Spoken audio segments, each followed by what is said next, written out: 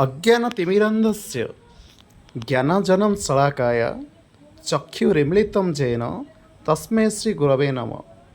अर्थात जी आमको अज्ञान रूपक अंधकार ज्ञान रूपक आलोक प्रदान करिथांती से होचंती हमर गुरु। आमर पुराण रे वर्णित अछि गुरु हेउछंती ब्रह्मा, गुरु हेउछंती विष्णु, आउ गुरु हेउछंती साक्षात ईश्वर। स्वयं भगवानଙ୍କର तो गुरु आवश्यक थिला, हाउ आमे तो मनीष। गुरु बिना आम जीवन असंपूर्ण। सुकमुनि कथा तो जानिथिबे निहाती। से अति ज्ञानी थिले, जन्मरु अति ज्ञानी। ज्ञानी थिले मध्य तांको गुरु नथिबारु तांको जीवन असंपूर्ण थिला।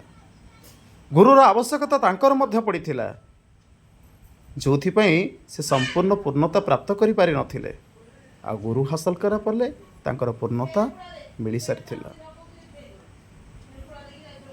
तेणु गुरु बिना जीवन असंपूर्ण। गुरु ही जीवन रे पूर्णता आनी थांते, तांको बिना आम जीवन अधूरा।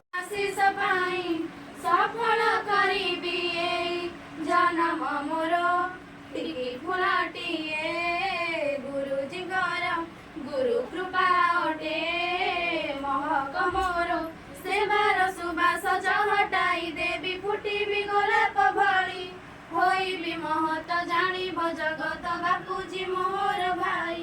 सेवार सुबास जहटाई देवी फुटिबी गोलाप भଳି होइबी महत जानिब जगत बापूजी मोर भाई।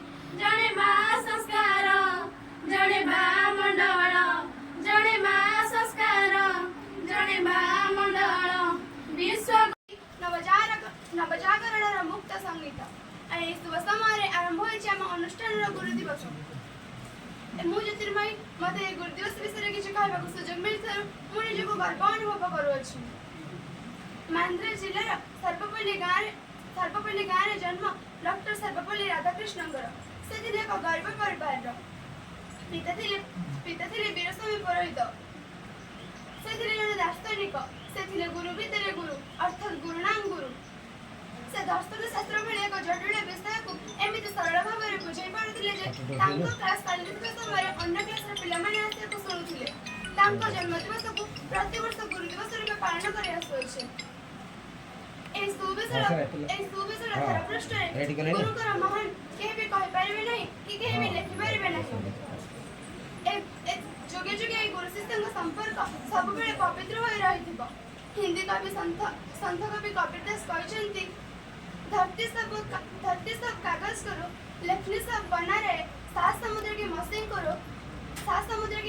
करो, गुरु गुण लेखा ना जाए। अर्थात समग्र धरती को कागज रे परिणत करले मत समग्र जंगल रो काटी को काटी लेखन रे परिणत